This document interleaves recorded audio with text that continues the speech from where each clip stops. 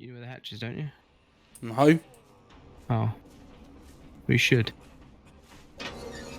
Oh, fucking hell. Thanking you. Fucking hell.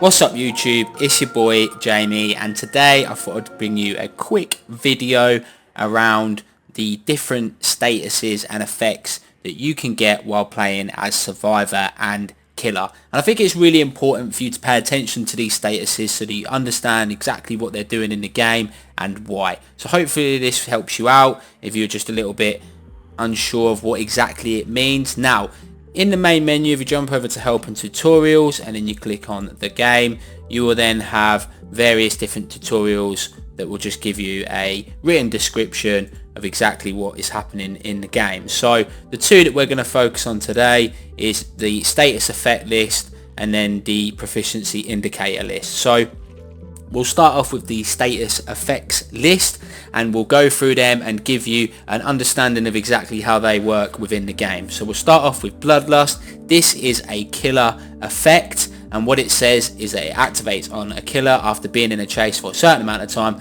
Bloodlust increases the killer movement. So when you're trying to loop a killer for a long period of time and they can see you and the music's going and they're in the chase, Bloodlust will eventually activate, allowing them to catch up to you. So they're already running faster than you might have them in a really good loop, but eventually Bloodlust will kick in and that will allow the killer to be able to eventually get to you and hit you. And you will notice the difference in when the Bloodlust activates and they are catching up with you. So try to use a pallet or vault over a window or use that opportunity to be able to distract the killer to avoid Bloodlust being able to get you. The next one is another killer effect which allows the killer to enter a stealth-like mode, which suppresses their red stain and terror radius and blocks all survival or reading abilities. So one of the most common perks that a killer can use is called Insidious, and after they stand still for a certain amount of time, you will then get this message sort of icon display to let you know that you are currently in the undetectable effect. There is other killers and powers out there that also can induce this effect, but that's the most common one. The next one is the Oblivious effect, and the survivor is oblivious to the imminent danger of a nearby killer. They do not hear the killer terror radius and they are not considered as being within the terror radius for power or perk effects. So basically on the new killer, which is the Demogorgon, if you are trying to get rid of one of his portals, you will see this effect come up, and that means that if he does decide to come after you, then you won't know if he's coming unless you can see him via the terror radius, so you won't hear the music in the background. That's one of the most common ones at the moment, but there are other situations within the game that can induce this effect also.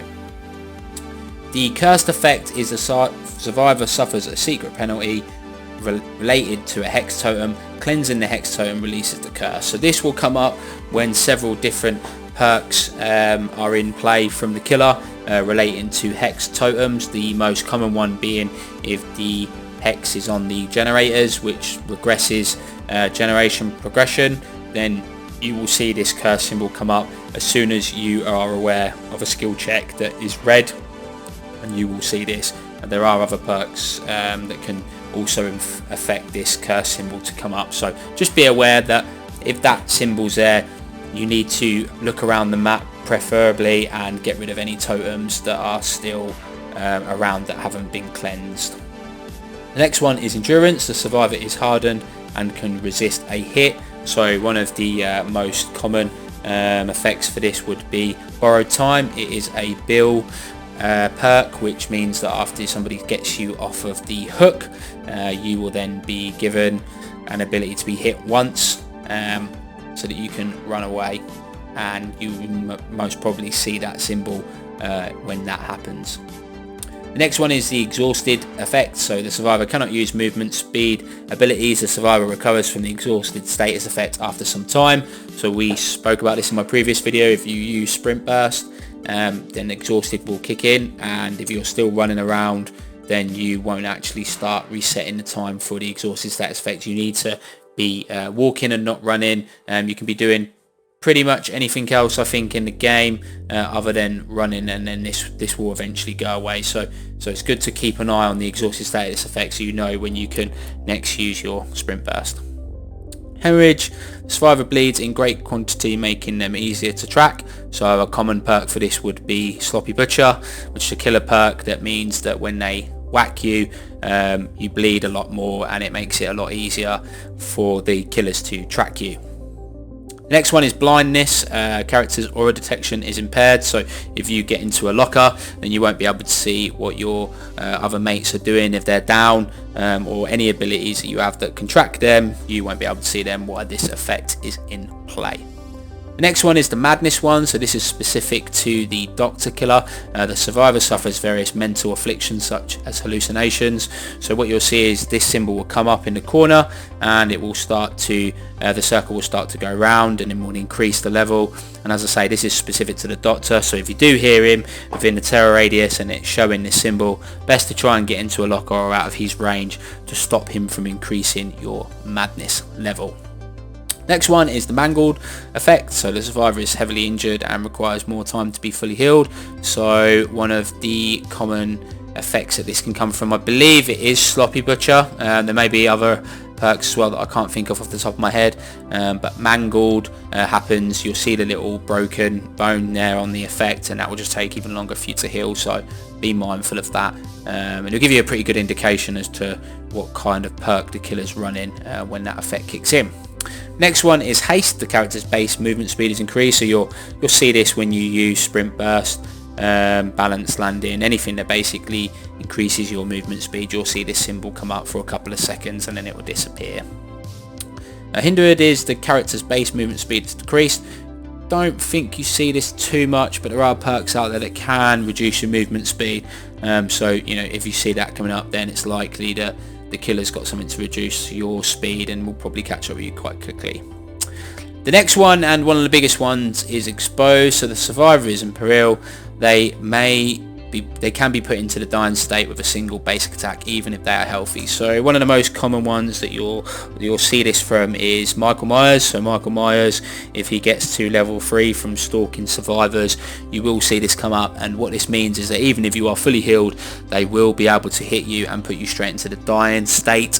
Another one is where you can get the Ghostface killer, where he can stalk you as well, and if he stalks you for too long without you revealing him, then he can then also down you, and you'll see this skull come up next to yourself. So be mindful that if you've got that up and you're fully healed, fully healthy, then you can still be put down. One of the other biggest perks as well for this is a killer's perk, a hex perk. Can't think exactly what it is off the top of my head, but what it does is that if there's one dull totem left on the map, you'll see this come up when the last generator gets completed. So be really careful when you see this come up. Either try and escape as quickly as you can, or try and look around for the dull totem to get rid of this exposed status effect.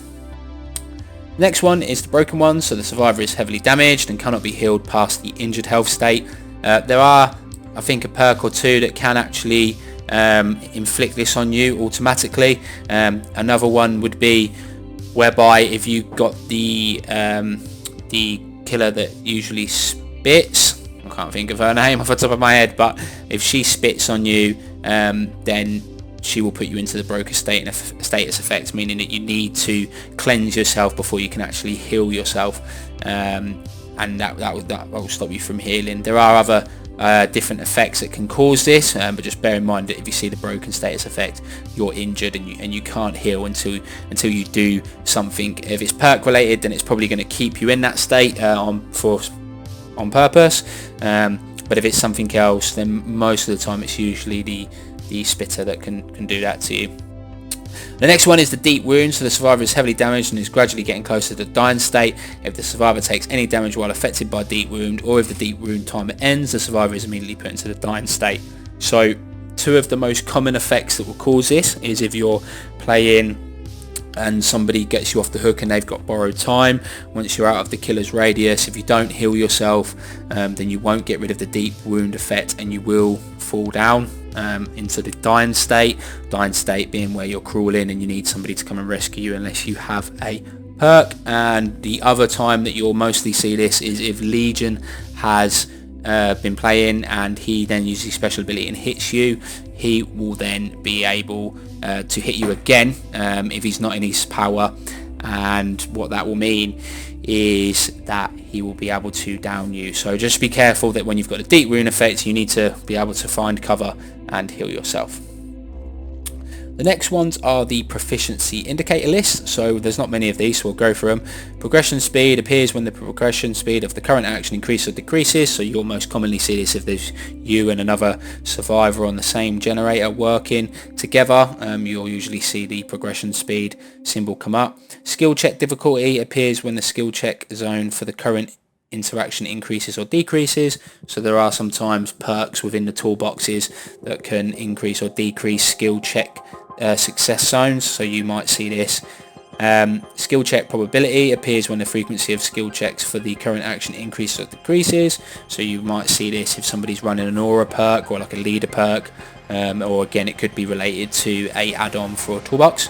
Efficiency appears when the consumption rate for the currently used items increases or decreases. So you'll usually find this if you're running a perk, or if somebody's got a leader perk on, or another sort of aura perk that is allowing the efficiency of the item that you've currently got to decrease.